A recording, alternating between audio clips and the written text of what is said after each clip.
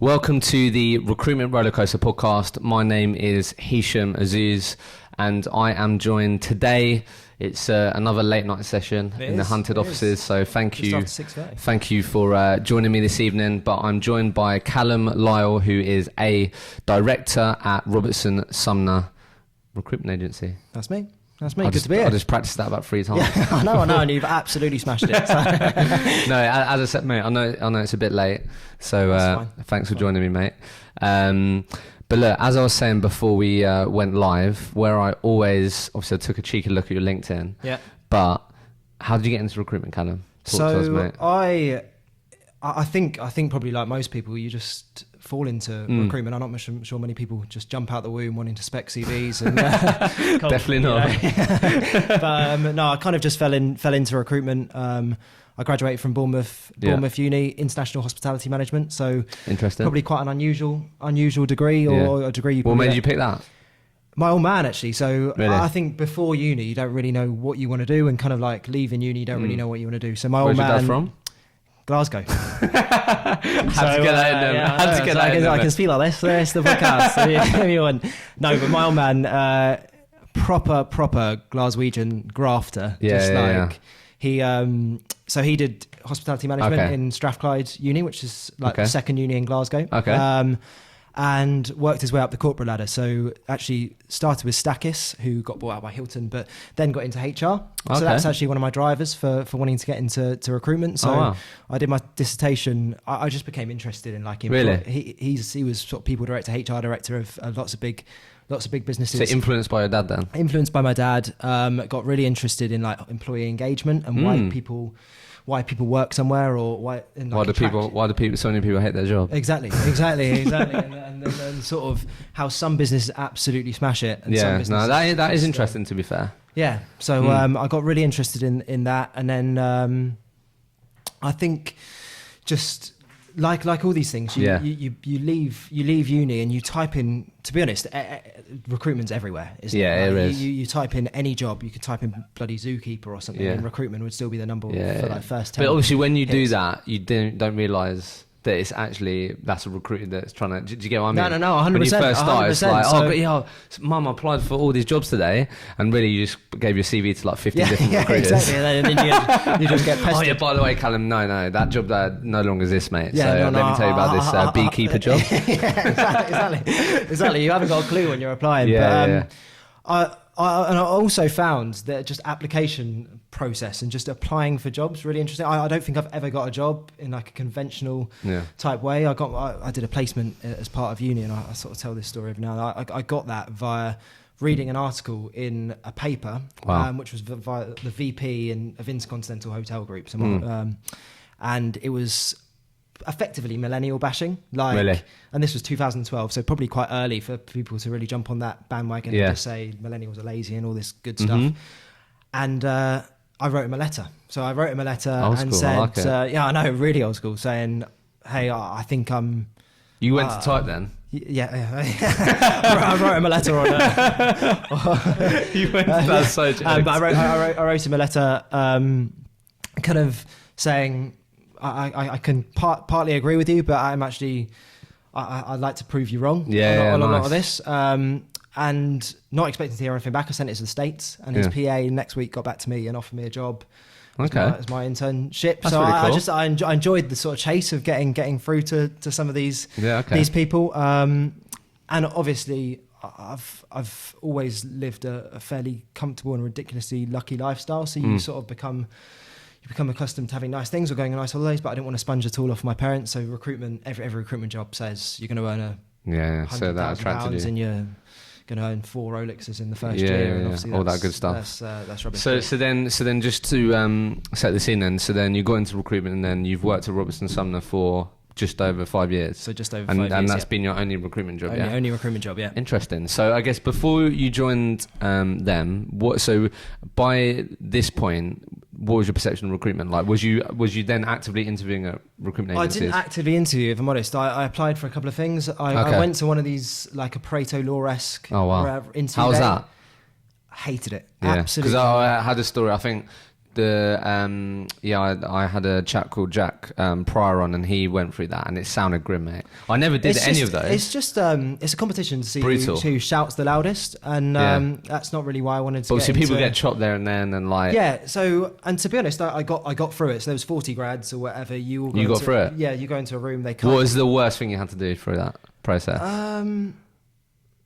There's a whole host of different tasks and stuff, and one quite good one actually is selling someone else. That's what he said. Oh, really? That's what he said. That's what he enjoyed the most. Okay, yeah, so that's quite good. Why is that? That's interesting that you said that as well. Why is that good? Why did I find because it actually allows you to sort of, it assesses your qualification sort of skills, and I think that's a good recruiter. It's a good exercise, to be fair. Is a really good listener, and actually sort of takes the information they're given and portrays it in a sort of. So you didn't have to sell a pen then? So I didn't have to sell a pen. No. I've never done that. So that was the only recruitment interview I went to, and I kind of left that thinking I don't really want to be one of these people. So because that's what I mean. That's the interesting thing, because like the sort of same experience Jack had, it actually put him off recruitment. Do you know what I mean? Yeah. It's interesting. I wasn't quite put off. I just didn't think that was the person that I wanted to be. Yeah. And the perception of recruitment before going in was money. Everyone's dickheads. Really? Like people, it's down there with the estate agency, isn't it? But you, in terms of just the stereotype of I'm going into recruitment or I'm a recruiter. Yeah. But I've always been really proud of being a recruiter, and I think every good recruiter I know is proud of being a recruiter. And I saw it as a big opportunity, because actually, if the expectations down pretty low, even if you're mediocre, you're gonna sort of that's really interesting. So then how did you end up at Robertson Sumner then? So I was going, it's probably April time, graduating in June. I saw an application I saw a read advert for a recruitment business in Gerrards Cross, which was 10 minutes down the road from my family house. And I didn't apply, but I sort of saw that advert. I thought there can't be that many recruitment businesses in Gerrards Cross, so I Googled recruitment Gerrards Cross. Robertson Sumner was the only company that came up. So I found them. I found Mark's, who's the owner's details, via the website. So just email. And the advert was actually sort of advertising another assessment day, and I thought I can't afford to go to that, and it was on a Saturday, and I can't remember what I was doing, but I had plans on the Saturday. So instead of applying, I emailed Mark and said, listen, I can't come on the Saturday, however I'm just down the road and I think I'm probably the sort of person that you're looking for. I thought you were going to say you wrote him a letter. No. I sent him a pigeon. So I wrote Mark a letter and actually went to his post box, went down the road and posted it. I actually posted it in Gerrards Cross, and they just took it across the road. No. I sent him an email. So you went direct. Yeah, that's fair enough. I think that's a good direct, approach. and I actually said it was quite a good lesson in hindsight, because Mark was obviously the sort of person that I'd be trying to contact as a sales Robertson Sumner and a sales recruiter, but he's a sort of sales director or owner of a sales type business. And I wrote him this long email, and he came back and said, profile looks good, can see you 10 a.m. tomorrow. So that was it. So it's kind of it was a good lesson of these guys don't want to read much. They just want straight to the point. Yeah. And that's really interesting. So I went down next day at 10 a.m. Cool, man. He liked me. Asked me to go back later that day, do a presentation, and got the job. On the same day? Same day. Nice, mate. And then you've been there 5 years since? 5 years. Wicked, mate. Love that. So let's just set the sort of course of your career, and then we'll break it down, right? So right now you're the director of obviously the director with Mark of the business, right? So the typical... Obviously, recruiters get sold all the time. You could join here, and then you'd be training, and then become a manager, all that. So you've done that typical sort of journey, right? Yeah. So you started as a consultant. How long did you do that for? Roughly? Just over a year. Okay, and then after that, what did you do? Did you then start managing? I went into like senior consultant, but then started taking some sort of managerial responsibility. So kind of billing manager. So billing manager for how long, roughly?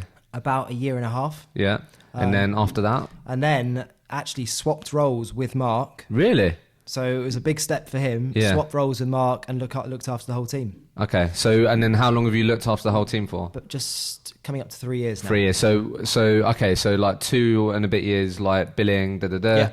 And then how long have you not billed for? 3 years? 3 years. Really? So a long time. Mad. A long time. Okay, I still contribute. I still. Yeah. I probably bring in more new business okay. now than... So let's break that down then. So what I always liked. So what sector do you recruit in, or what sector do you recruit in? Well, IT sales. Traditionally, I only ever recruited in the IT sales market. Okay, cool. And the business is 19 years old. So until 2 years ago, we'd never done anything bar IT sales roles. Okay, so a business that had a legit reputation, been doing it for ages, obviously. Yeah. Okay, that's really interesting. And now we do tech as well. Yeah, cool, perfect. Free consultants. But for you, been obviously IT sales. Okay, amazing.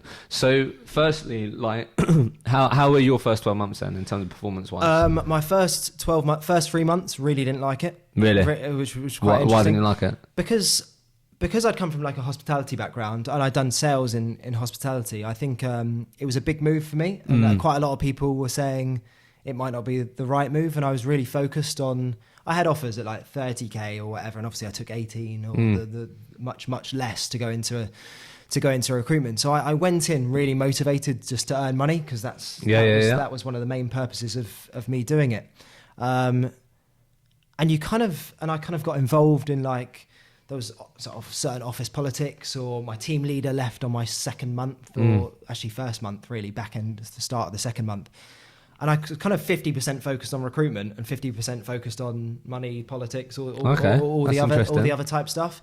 And I saw the bad more than I saw the good. And people always say control the controllables, and I'm a massive believer in that. But I wasn't doing that at all. It was sort of sold to me as you'd have your own business within this Robertson Sumner bubble. But I was kind of I was caught up in a whole sort of everything else that's going on around you, and not seeing the good stuff. And I was acting like a recruiter. I was acting what I perceived a recruiter to act like, which wasn't me. And I think what I learned was, you act like a traditional recruiter, you'll get treated like a traditional recruiter. Okay. And most people stereotype a recruiter as, again, expectation pretty low. So I think I was going into it.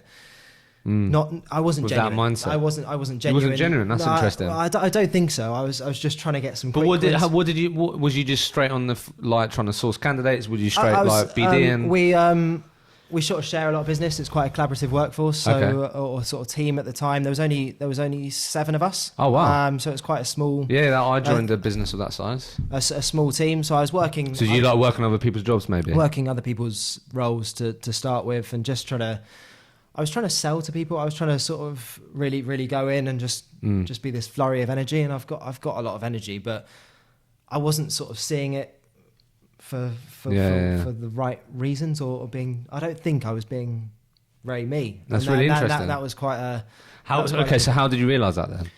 I realised it because I just wasn't enjoying it. I was getting caught up with all this other stuff, and I was convinced I'd be a good recruiter. Yeah. And I was seeing the negatives rather than the positives. Yeah. And one massive positive, they were the team weren't that successful. It was very much Mark and his merry men. So Mark was and still is a tremendous recruiter. And at the time he was probably billing 400 or 500K on his own. Yeah, no joke. But just sort of him and a group of other people, kind of thing. And I was kind of half focusing on the other people, whereas what I should have done was seen everything that Mark was doing. That's interesting. Brilliantly, and try and adapt it in my own way. Mark's a very salesy person. I wouldn't say I'm that salesy, but I just soaked in as much as I could from him. So how did you start doing that? Just he was in the office, so he was on the floor. So I just kind of listened to his calls. I was always going to work harder than everyone else. I had a hospitality. I've always been up at 5 and we'll go to bed at whatever time, and just I was in the office. Really give it the work ethic. I was going to do more activity than anyone else. That was one thing I can guarantee.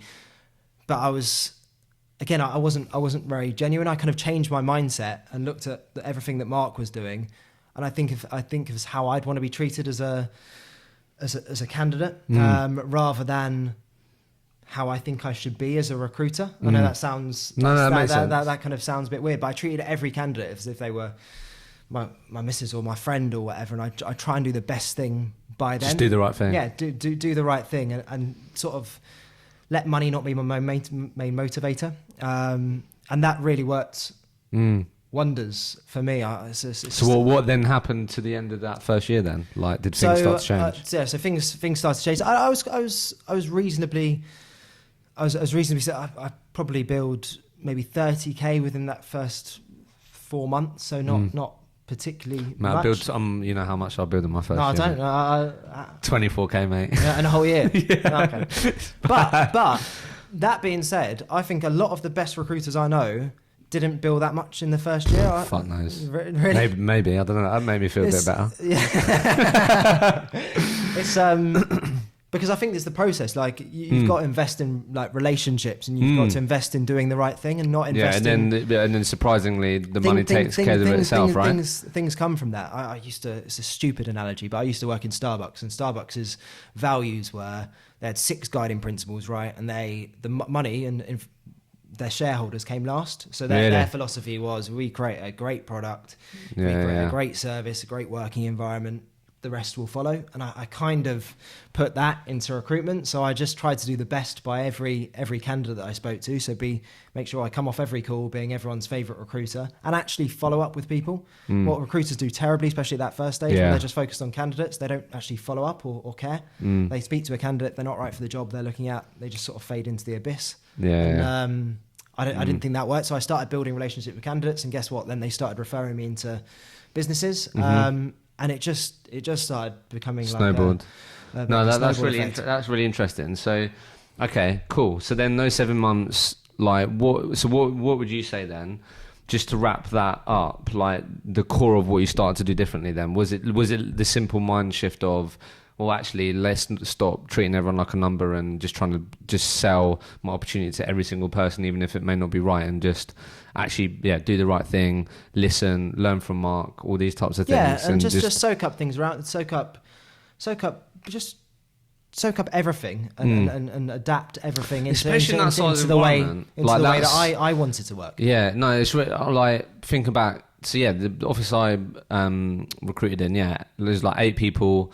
I sat next to the owner of the business, and like it's just an open plan office, and like you can hear every single person on the phone. Everyone around me had been doing it for 2, 3, 4, 5+ years.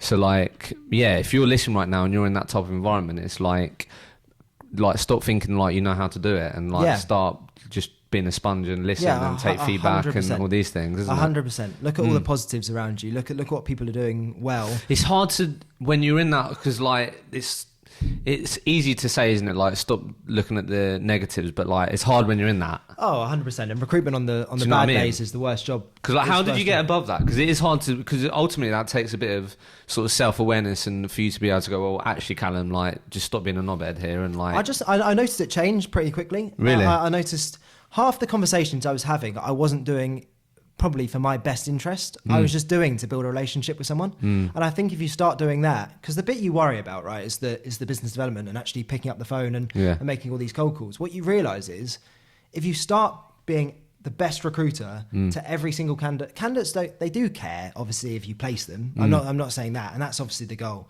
But it's also a service game. Like if you're their go-to recruitment consultant, and yet someone else just got lucky by speccing in their CV, they'll still come to you and they'll recommend you to the company they join. But and it just started changing pretty quickly. So the first sort of 3 months, I kind of just struggled a bit to pick up to, and then the next couple, I actually started seeing some real success, and then led into actually a fairly decent start to my first full year. What did you bill, mate?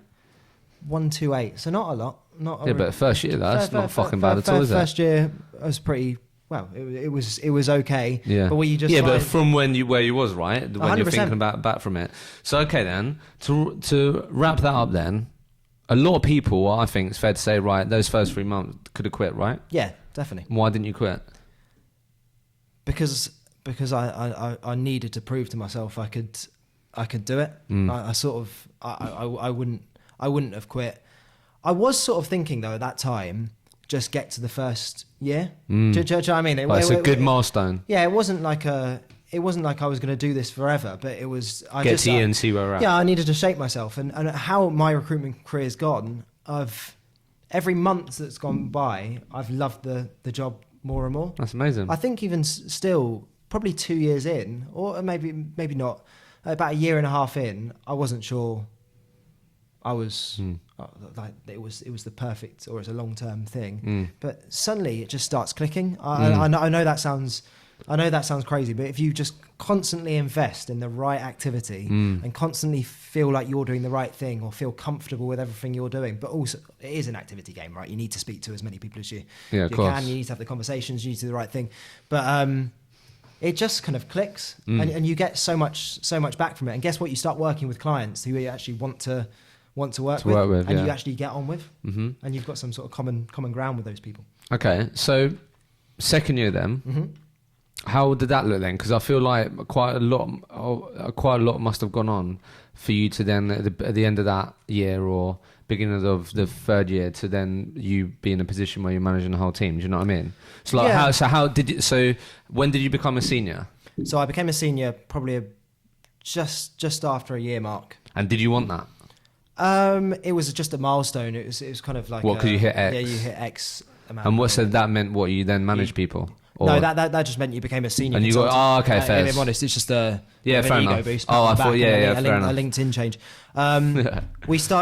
Mark started actually wanting to grow the business. He started seeing people. How many people were you at then at that point then? Still probably about 7. Okay. And because I had a good relationship with Mark, I sort of sponged off of Mark, learned a lot from him. I started getting involved in the recruitment process, or at least just sitting in interviews. It wasn't like me making the big decisions or whatever. And I was the first real sort of graduate that he'd hired with very little experience. Most people had come from sort of a sales background, or most people had, or certainly someone that he had success from. So he wanted to duplicate that and bring in a few more people like that. So one of loads of Calums. Yeah, probably better than me. So I started sitting on the sort of recruitment process and getting involved in that type of stuff.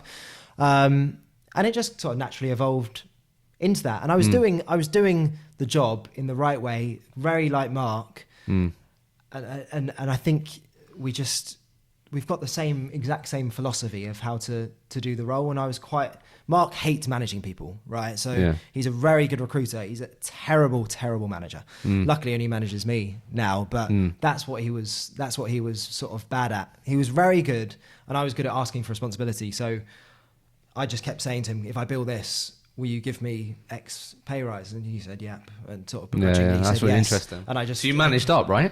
Yeah. So I kept knocking on his door and saying, can you put something together? And actually, the majority of the time, I'd put something together.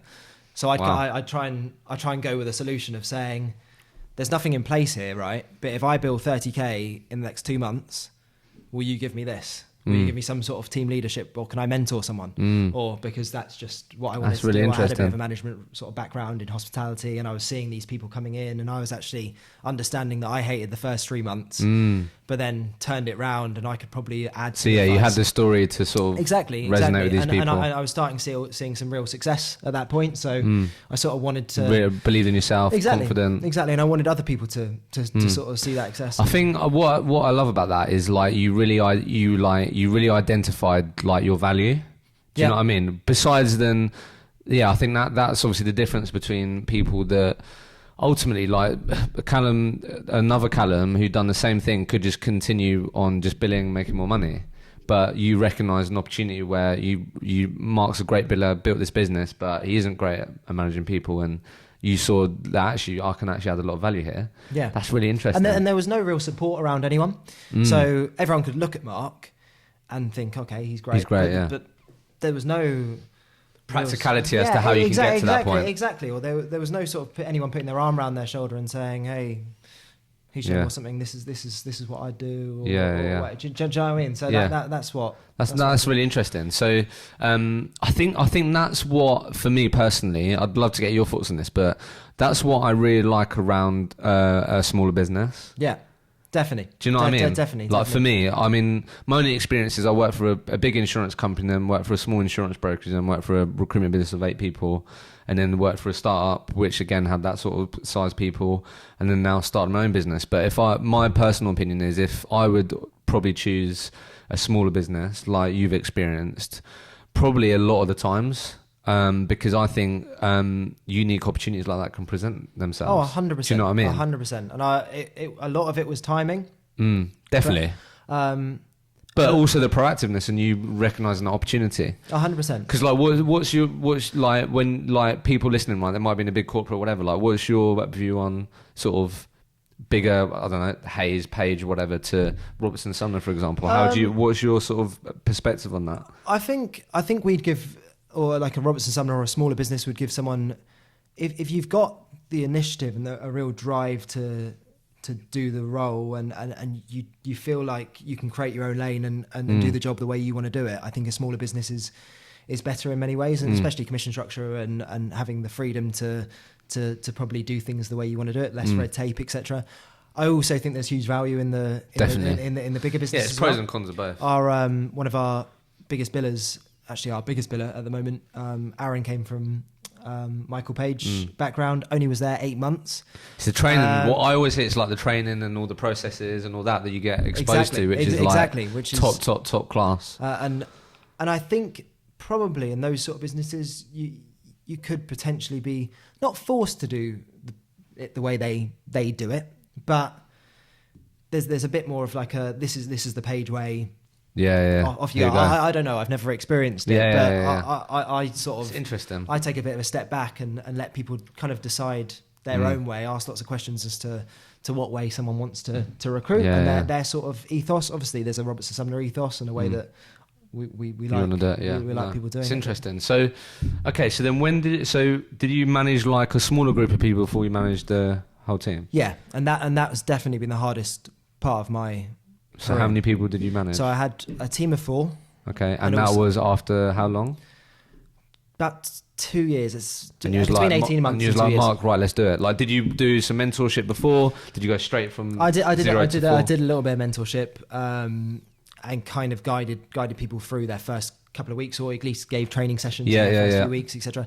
But it was nothing it was kind of just a switch of one day, right? Calum's now senior consultant / team leader or billing manager or whatever you want to call it. And you still had to build at that point? Still had to build at that point, yeah. Really? And then how long did you do that for? I did that probably only for about 6 months. And that was quite tough? And that was really tough. And that's when I first, like, time management was something that... Why was that so tough then? So you went straight to time management, was it? Well, just... time management was always something that I just saw people put on their CV as something like a filler. Do you know what I mean? Like I'm a team player. I work hard, and I've got great time management skills. But that then you could actually see the value, because everything before that, I was quite an introvert in my own desk. If you know what I mean, like you had your own processes. It was 100% my own destiny. So whatever I put in, I knew I was going to get out, and I didn't really need to speak to too many other people. I was sort of using all my energy to go out to candidates and clients and speak to them. But the team leader sort of, I probably went too much the other way and too much the managerial way, and actually saw the role changing into like a management role. So started trying to offer my advice where actually maybe I didn't need to, if you know what I mean. I actually saw the role change, whereas in hindsight, I would have. I probably wouldn't have done that. I would have let people come to me if they've got questions. Okay, so what you mean by that is you're saying instead of imposing how you want people to do it. Yeah. Is that what you mean? Yeah. So I was probably too sort of forthright and wanting to sort of have one-to-ones and little catch-ups. Whereas, to be honest, I should have just led from the front as I was, because I kind of became crap at both. If you know what I mean. My billings actually suffered, but also I wasn't the best team leader because I was kind of half-assed. Was that because what you was then worried about your billings? Or? Yeah, kind of. So I then went back to effectively what I was like at the start. I was like 50% focused on recruitment. Yeah, that's interesting. 50%, and you got to do that though, hadn't you? I was never a billing manager though, so yeah. But my opinion is you're always best 100% focused on one thing. Okay. So that's why time management became really important to me. So I actually sort of, since then, I've divided my days into 8s. So I know I'm going to be in the office at least from 8 till 6, or I'm going to be around. If not, if I'm out of meetings or whatever, I can sort of assign time to do that. So I blocked it into 8 and just put 3 sessions as to when I was there to help. And actually, people don't need help all the time. People don't need management or someone telling them what to do. It's a very sort of self-learning type job. What they need is, and if you give people like stabilizers or you give people something, they'll just use it all the time. So then they start asking for my advice, or can you tell me how to get in with this company, or can you give me an in here or whatever. That's not what people need to develop. They need to sort of be left on their own. They need to be able to fish themselves, as it were, rather than sort of just giving them a fish. So what you're saying there, so a few things there, just to make sure it's clear. I think that's a really interesting point, right? So just to unpack that, you said you realised and recognised, well, you were sort of trying to impose the Calum way probably a bit too much, or trying to influence how they did it, as opposed to them sort of learning themselves and these types of things. And then also you was getting pulled pillar to post, which meant that you didn't have much organisation, didn't have time management, and you became not so great at billing and not so great at managing, right? Yeah. So to solve that, you obviously recognised that, and then how do you actually structure your day? So what do you would you explain that just to make it clear? So you made chunks of your diary, chunks of my diary. So four chunks, 8 till 12, 4 hours, and then 2. And basically what that chunks there is. Hisham, you're my recruiter, so between 10 and 11, if you've got any questions about... That's the time that you ask me. Then come to me. I'll give you 20 minutes, I'll give you 5 minutes, I'll give you an hour. How long you need. But that is the window that you have. You need. If it's a training session, if it's just got this problem, what would you do? Do that. Because 90% of the time, people solve their own problems. Yeah. So how does that help then? How did that help? How did that solve the problem? Because that actually allowed me to focus on my own billings whenever I wasn't in one of those hour chunks, and then focus purely on management in those. So what you're saying there, it allowed you to be present. Exactly. Yeah. Exactly. So whenever I was having a conversation with someone, I was 100% there. But candidates and clients in recruiting time, and then consultants in management time, however you want to look at it. No, I think that's so important. Everyone's got stuff that happens at home. Everyone's got stuff that gets in their mind. But the best billers are people who are 100% focused on the task at hand, and not focusing on the 101. You've got spin. No, I think that's a really good insight, and sort of really good practical advice there for people that hopefully they can implement. So was that probably the biggest realization, or definitely, and that was something that I did management before, and I kind of assumed I was going to be good at that, but. It was. How did you get to that time management solution? Was it reading books? Was it off your own sort of intuition? Just by, because a lot of the questions people were asking me were stuff that, to be honest, A, could wait, and B, I just like, it wasn't. It didn't make sense for me to answer it there. And I, as you say, I was half present. I was kind of giving them an answer, which was kind of bollocks anyway, because I just wanted to get them off my back. That's so true. I had a call, or I was really focused on something else, and that wasn't working for anyone. That wasn't helping anyone else grow, and it wasn't helping my billings in the slightest either. So it wasn't. It was kind of just self learning and actually just doing it on the job. Okay, so then after those 6 months, then you then managed. That was a really, really, really big step for. Did you ask for it though?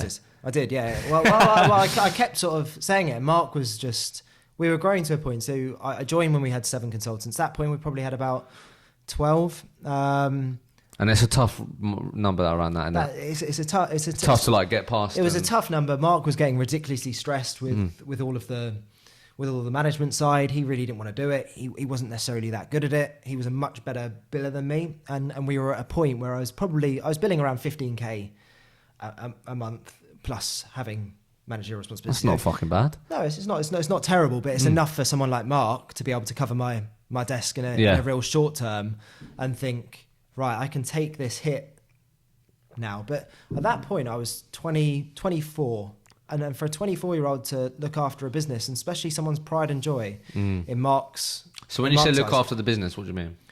Was it not just managing the people? Just take over the team, take over every decision that wasn't recruitment. Really? Yeah. We have an ops type chap who looks after that, the invoicing and so it wasn't that basic stuff. But so just to make that clear, so then from that point, you managed what exactly? So you managed 12 consultants.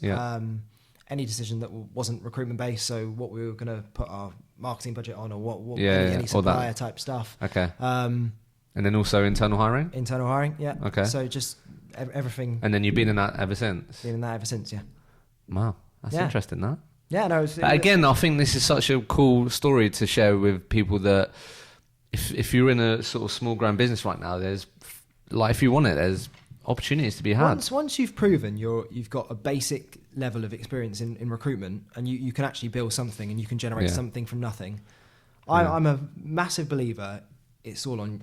It's kind of all on you. Yeah, 100%. And I think what you've sort of explained and stuff, it's something that I think. So like my old recruitment, so the chap that owned the business, like. I think what you're talking about there is really interesting as well, because I think personally, if I looked around the room in my old office, there's some people that just turn up at that size business and just do their thing, which is fine, and you need those people.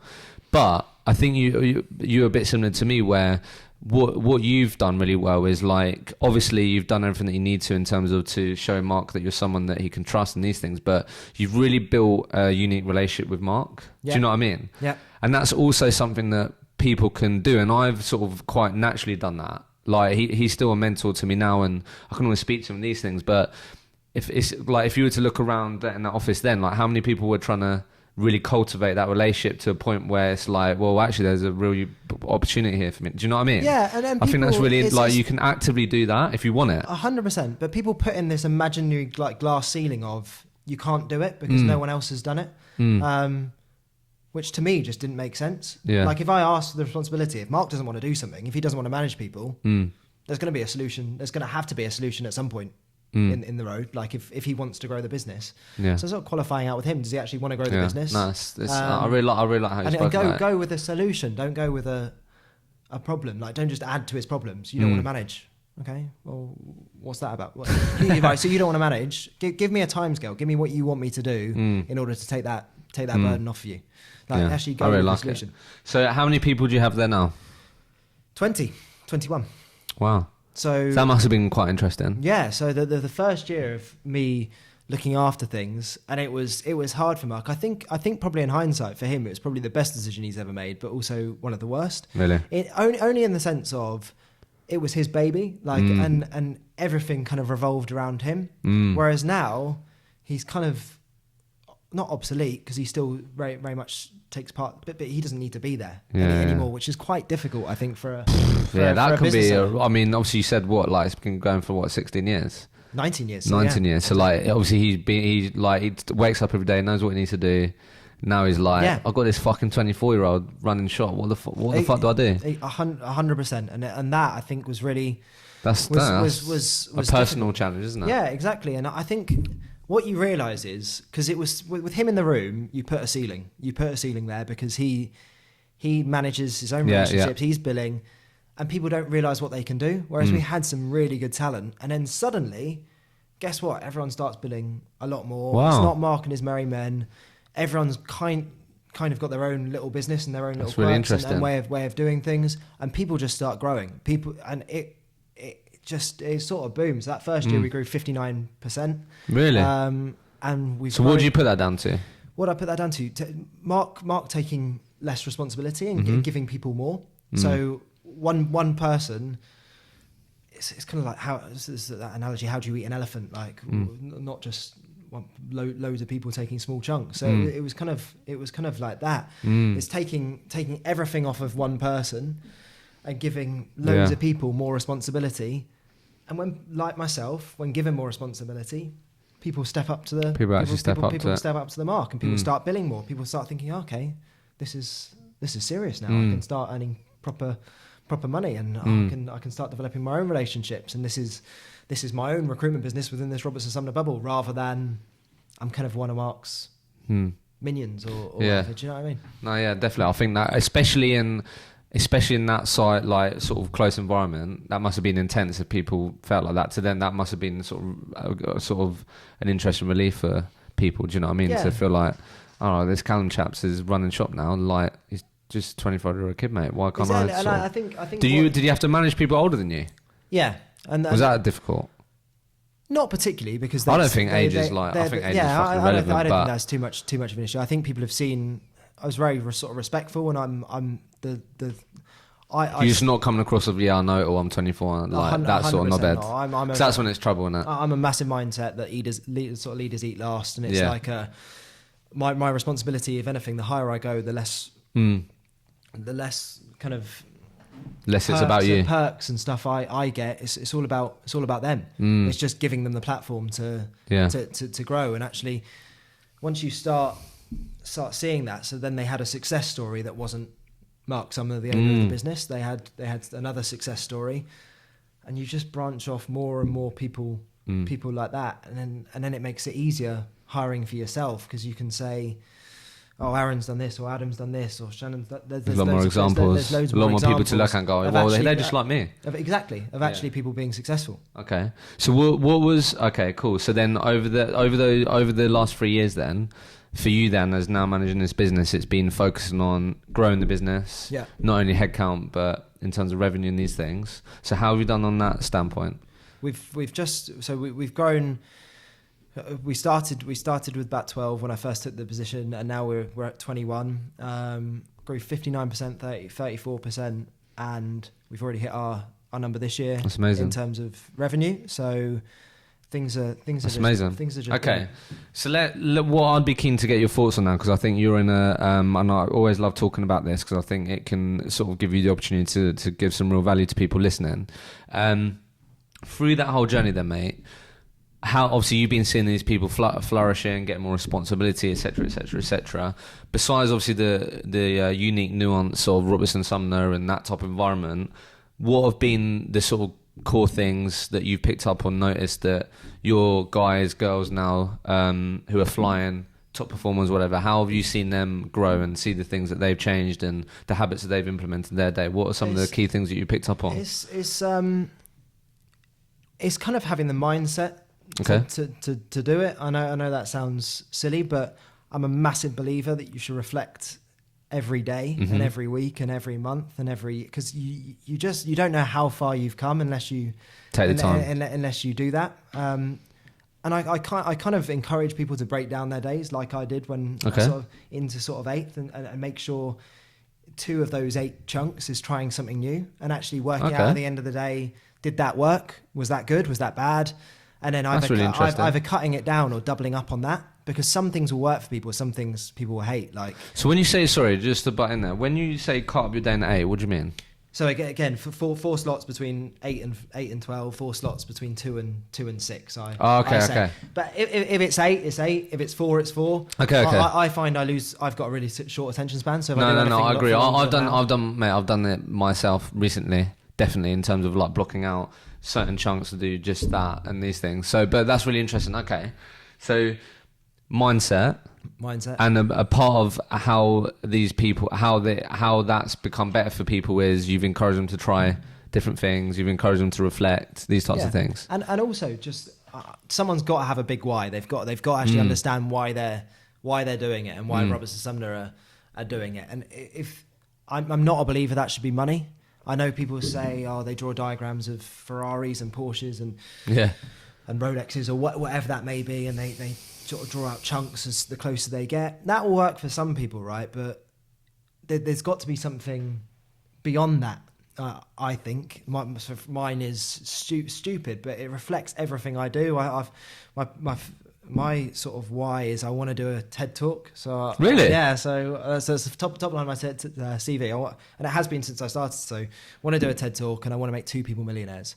Really, and that's so cool. And what that says about me, it's not just I want to earn £400,000 next year or whatever. Yeah. What that says about me, or what I believe, is I want to do something that's changes the world, or that's so cool. I want to impact something, and I can reflect back on that every day. Right, Calum, out of the 8 chunks that you've done, out of the 2 things you've tried, have you done anything that was innovative enough to sort of change the world, or to move forward as that? That's really cool. That task of doing a TED talk. Or so, mate, I love that. But why does that help me as a recruiter? Why is that? Because you've got something that's there constantly pushing you forward. For example, Aaron in the team you say, and it's crazy. As soon as someone starts doing stuff, everyone starts doing stuff. So I never thought anyone would bill. And we're outside the city, but I never thought. So Aaron 2023 and billed 165k in the last 6 months. Wow! But he's only done it to become top of the leaderboard. So now he's top of the leaderboard. He's like, what the fuck? That's mad. So he needs to have something else to push him forward, because otherwise he gets top of the leaderboard. I've done my thing. Yeah, that's really interesting. Do you know what I mean? So I think there's just... Well, that's what obviously the whole like money thing and all that is like, oh, so when I get a Rolex or whatever and you get there, it's like, oh, yeah, exactly. It's not that great. I always remember it, like, again, outside of London, but I remember getting like my biggest paycheck in recruitment. I got it. I remember just sitting it in my bank account. Like, it didn't make me feel anything.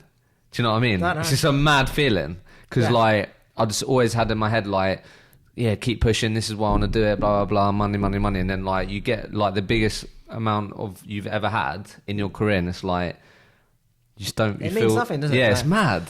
And it is mad. It does. But, again, I'm genuinely believing... So how is that going to help me push through then? Do you know what I mean? Because some people might be listening and go, yeah, I get it, like, why it's so common, but obviously a lot of people may think it's just a bit wanky. Like, how has that helped Aaron get to that point? Do you know what I mean? How has it helped him become the top guy if he's had a strong one? I think it's just, again, you can only look at yourself in recruitment. Like, no one will stop you from being successful. So there's got to be some sort of extraneous variable that takes you there. In my mind, like, as I said, once you've got the personality to do the job, you're a nice fella. Or guy or gal or whatever. There's got to, in my mind, there's got to be something further that drives you forward. Because otherwise, you'll get people. And again, it changes for different people. Like, But the best recruiters I know have that. No, I agree, definitely. So I guess just the final point on that, again, I'm thinking of people listening.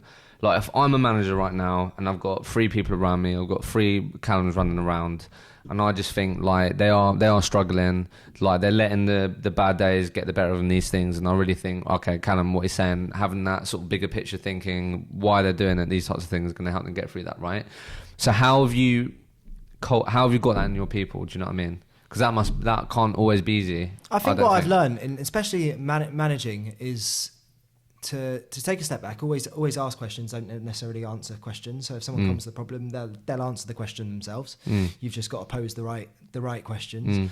I think you learn that not everyone's an Aaron. Not everyone wants to bill ridiculous amounts of money. And a business is successful if you've got 20 consultants all doing 150k. You'll be fine. Like you'll yeah, exactly. You'll be successful. So I think it's looking at everyone as individuals, and that interesting point. And that why doesn't have to be owning a £10 million house or whatever. That could just be, I want to create a comfortable life for my family, and I want to be able to buy fish and chips every Friday. And so, but would you directly ask these people to think about it?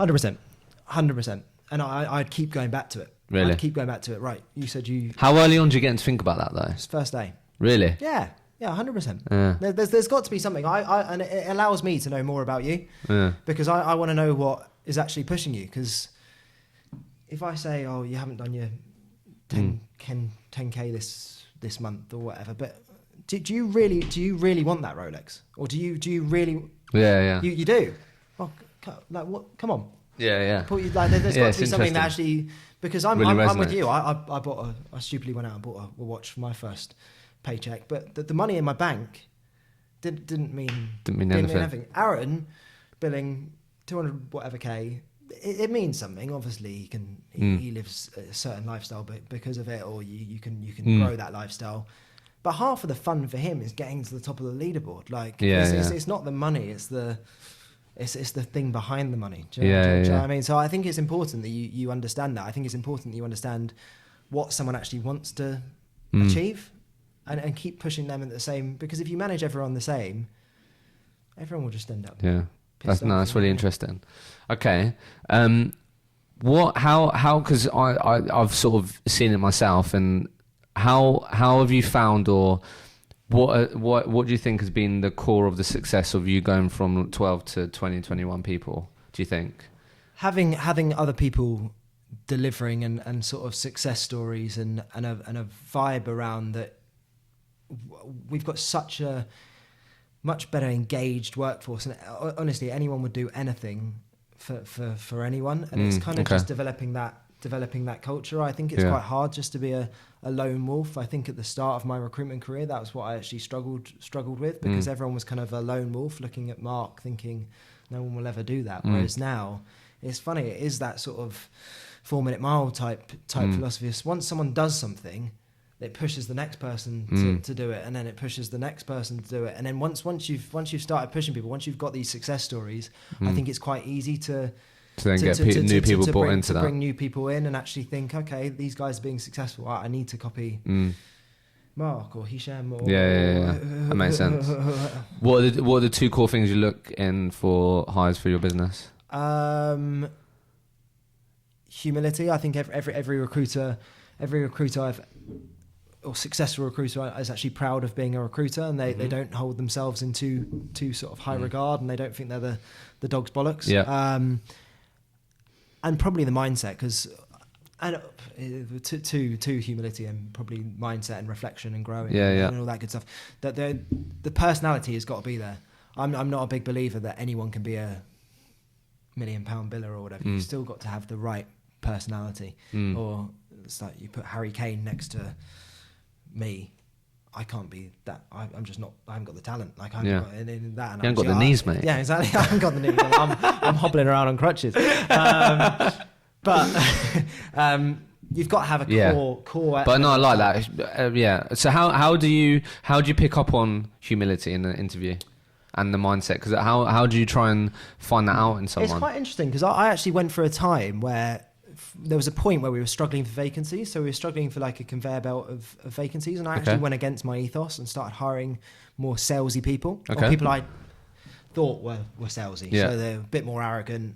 I didn't actually like them as much. Really? And I think that's important, because I think not only will sales is kind of a popularity contest, right? Like you've got to get on with the person next to you. If I like you, I'd do as much as I could to help you, and I think that's exactly the same on a sales floor or a recruitment floor. And I think part is just do you like someone? Are they? I don't like people that boast too much, especially when they don't have anything to boast around. I want someone who's got a bit of a why, who really wants to do it, and you can coach someone who you want to have a conversation with to be successful. What's difficult is because we started hiring these people who we thought were when they didn't work out. No, they just didn't. I just bit up arseholes. They probably do the traditional. They'd act like a recruiter, but then they got treated like a recruiter. It wasn't really our ethos. It wasn't. All right. Business development. Yeah, you mentioned it there. Always like talking about it. It's probably one of them. I always say on here, a very common topic that people want me to cover. Obviously, we're catching up earlier, but I guess 2 things I'd love to get your thoughts on. Business development for your team and these types of things. How are the good people, the good guys and gals approaching business development in your team, or how they got better at it? My personal approach to business development, if I was short of roles, you'd see me sort of registering and interviewing more candidates. Like I'd always go back to the candidate, get as much sort of, and just build as good a relationship as I can, because they're the best in, like especially in sales. Specking in candidates. Well, no, but it's just getting information from them. My goal again was to kind of just get people jobs. So where if I've got a good relationship with the candidate, they'll get me into the account, and they'll give me the guys or girls' mobile number to call, etc. So like a genuinely, we use a lot of video now. So video's great, and actually having a reason behind it and trying to add more value. So what I always used to do in a business development type sense was, again, I'd keep close to all my candidates, whether I placed them or not. I'd still send that candidate something when they started. So if I found out that you started a new role, but I didn't place you, but you still really like me, and I was the best recruitment consultant you'd spoken to, I'd send you a gift, and I'd send it to your line. Light's gone off. But I'd send it to your line manager. So I'd say, your line manager, Paul or whatever. Hey, Paul, understand you just hired Hisham. great hire, by the way, really liked him. And I try and add some more value. So just so you know, I got this psychometric test, or I got his P60. He is who he says he is, by the way. And kind of like a soft sell of, this is who I am. I was speaking to Hisham before he joined. Would love to, and just loads of little threads like that. And it came out. So adding as much value as you can outside of the recruitment space, not just talking about jobs. I don't like talking that's a really good point. Yeah, sorry about that. Mate, like this lights in the hunted officer, so I don't know, I'm going to have to come up with a solution, mate. Just have to keep moving. No, I really like the way that you put that, and really interesting. Again, it's coming back to sort of your mindset towards recruitment and stuff, isn't it? The fact that you're willing to, recruiters listening, like, why the hell would you send a gift to someone that you didn't place? Like, why the hell would I do that, right? But you're thinking long term, you're thinking that's the type of recruiter that, how I want to be perceived and these types of things, right? And then the other thing that I'd love to get your thoughts on, mate, because as we were talking about earlier, like you were saying before we came on here, that you've been pulling jobs, right? Yeah. The most, probably. Is that fair to say? Yeah. How you been doing that? Let's talk a bit about that. I've been doing that. I think when you lose your quota, this is a bit of a weird one. When you lose your quota, you start becoming less keen to. I think it's like when you. I take it. I put always recruitment as like a dating analogy. Once you start becoming desperate to find a missus or another half or whatever, it's really hard. Do you know what I mean? Like if you're desperate, people know you're desperate. So when you're pretty chilled about it, or when you're just doing something for the best of every party, I think it just becomes really easy. I've got much more content out. I put a lot more video out, but none of it's really related to recruitment. It's not you selling. Yeah, exactly. People use LinkedIn to celebrate success, so I'll celebrate with them. I'll find and I'll always have a reason to call. I'd never make a phone call. I'd never make a business development call without a reason to call. Definitely not. But once I've got a thread going, I'd be structured with that. What a lot of people are poor at recruitment, they do the perfect thing. They've got a reason to call. They've got a strong reason to call. They get through to the person. The person probably says, I'm not recruiting for 2 months or whatever. All right, great, I'll give you a call back in 2 months. And then they forget about it, or they lose it.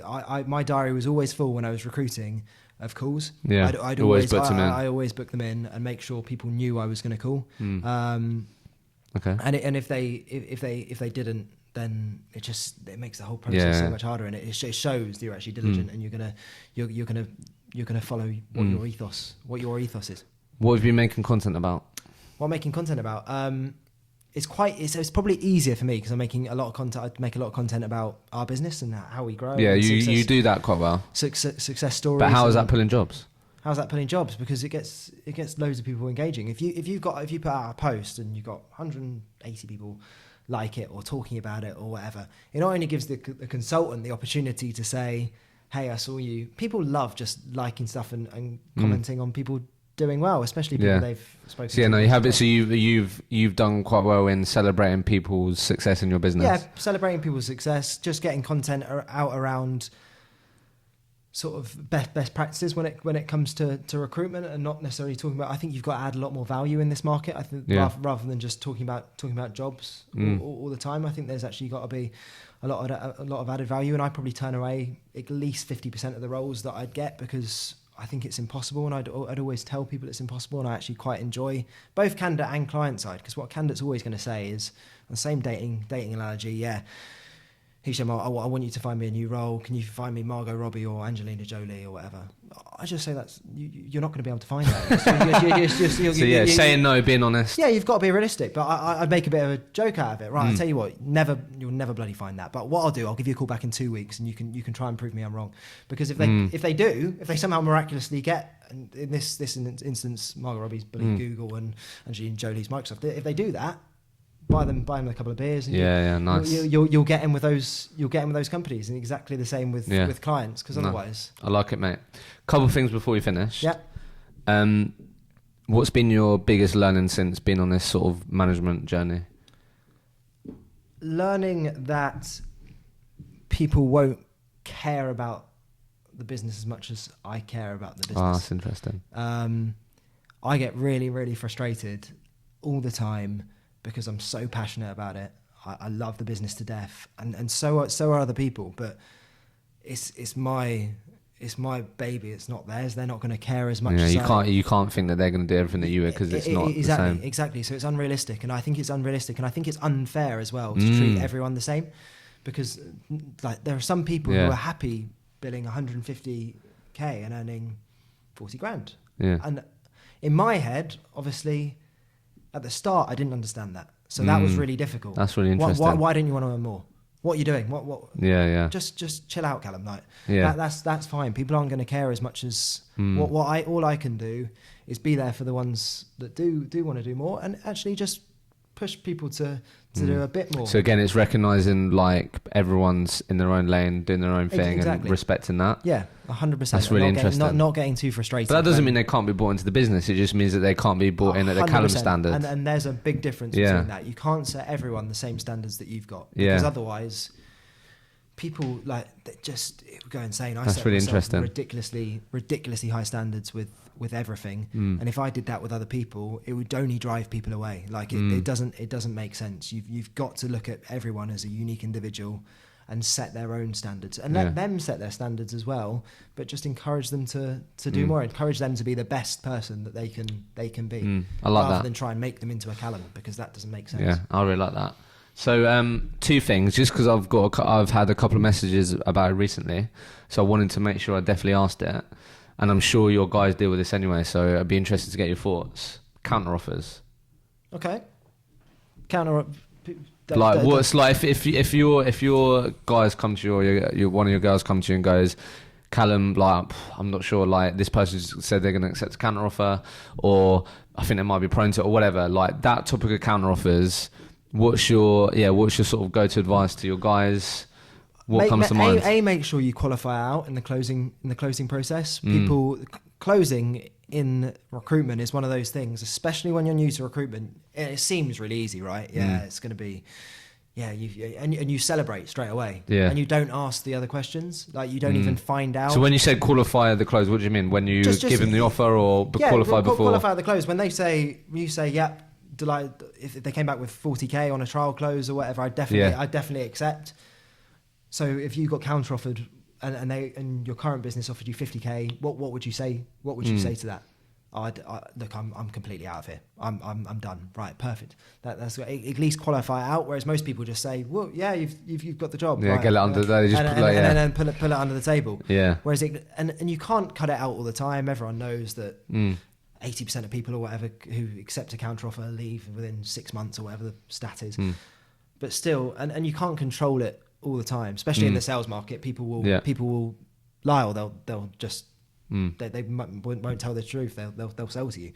But at least if you've qualified out the sort of option of them getting a counter offer, you've got to understand that these guys, you're going through the recruitment process every day. These guys, it's a one-off. They probably haven't looked for a new job in a while, so they probably haven't even thought about a counter offer. Or if they have, then you're probably prone to something there. So you're going to have to be careful. So if I come to you and said, Calum, my sales guy who I qualified out did that, he told me to accept it. He's told me that he's probably going to accept the counter offer. He's been counter offered 10k more than the offer, whatever. What's your advice? My advice that there's probably not too much. Yeah. Too much you can do. Unfortunately, you can educate the market as to the stats, the stats around it, and you should qualify out obviously why the person's looking to leave. 90% of the time, people aren't looking for money. There's a whole host of other variables as to why they've left. It's just making sure you've got all that info there, because it's hard to. People don't like their manager, right? Your manager's still there, but they've offered you 10 more K. What are you doing? Surely you're going to be looking soon. Or, it depends what they've counted them. Yeah. Okay. No, it says. I know. I think there's some good stuff there. I like that. I just wanted to ask it. It has been happening more though. Has it? Yeah, definitely. No, it's because that's why a couple of people ask me, because they feel like it has been happening more. Well, I think especially it's never been such a candidate short market. So whenever it's a candidate short market, obviously people are going to try and cling on to their talent. No, it's interesting you said that, just because, like my old boss, we're catching up the other day, and he was saying, I can't remember the exact figure, but I think he pretty much said like 200k's worth of business that had been like counter offered or whatever, and like it's like the most it's ever been. So it's interesting that you just said that and picked up on that. Yeah, it's difficult, but you've got to understand people's drivers, why they're actually looking to leave, what the reason is. And really I think I may have read it somewhere or listened to it on a podcast or something, but a really good advice that I remember, like, it really resonated with me, and was ask the questions that you don't want to hear the answer to. Like, around that stage, I think that's just a really good thing to have in mind. Because 100% at the beginning, like, you just want to hear what you want to hear. Yeah. Because you want that fucking deal to be closed, you know what I mean? Yeah, and I remember a couple of times you have to learn that early on. It's like, for me to definitely be really confident in putting this on the board or thinking of putting it on the board, then what could potentially stop this from happening? Okay, mate, last thing. Yeah. Slightly different. Okay. What's been the weirdest or strangest or funniest thing a candidate said to you when not attending an interview, or to, like, not attend an interview? There's been loads. What comes My to mind? favourite, to be fair, was, because this takes real effort, right? This takes real effort. So he probably, like, planted a seed the night before, saying, actually, I don't think he did, but there was something around. I was calling him to prep him in the morning. The interview was midday or whatever, so I called him at 9 o'clock, and he changed his voicemail to say, "Hi, if this is anyone at Robertson Sumner calling, I have been rushed to hospital and won't be able to make the interview." And that was his voicemail. Like, he didn't even want to pick up the phone. Premeditated. He woke up at 8 a.m. that morning and thought, right, I'm going to change my voicemail to. So that's jokes. That was that's jokes. That was what you get a whole host of excuses, don't you? But that takes some effort. Like, no, that's impressive. Just tell me you don't want to go. It's fine. Right, mate. Look, really enjoyed that. What are you excited about, mate? What's going on in your world? What do you want to shout about? We're gonna move office, so that's pretty exciting. So start of 2021, we're sort of ramping up now. We're gonna get a 40-man. Oh wow! 40-man office. Holy shit, that's exciting. It's gonna be ping pong tables, beer, bean bags. They're a lot, mate. Yeah, like proper sort of. That's amazing, though. Yeah. Again, obviously, like, you must be learning loads to go through that whole journey and process. You know what I mean? I've gone through loads. We've rebranded in my time. I've sort of managed that, taken that through the process. Now we moved offices once, so we only upstairs. So we moved from a sort of 10-man office to a 25 seat office that we're in now, and we're looking to move again. It's starting to become amazing. A really. Do you know, like, you don't reflect on these things, but it started as like a little baby, and now it's really exciting. So look, hiring lots. We're hiring we just hired a marketing exec. So exciting times, mate. Wicked. That's cool. So look, last question. If you could communicate to every single recruiter right now, they'd listen, they'd take on your advice, what would you say? My best bit of advice, I think, would be stop worrying about money. And start worrying about learning every single day and building relationships, and not just trying to put money on the board from the first. Build relationships. If you're constantly focused around building relationships and learning and reflecting and growing, you'll be absolutely fine in recruitment. You may not bill a ridiculous amount first year, but if you keep putting the work in, keeping the hours in, you're learning every day. The world's your oyster. There's so much. There's no ceiling in recruitment. Amazing. Really. Calum, enjoyed it, mate. Perfect. Thank you. No worries at all.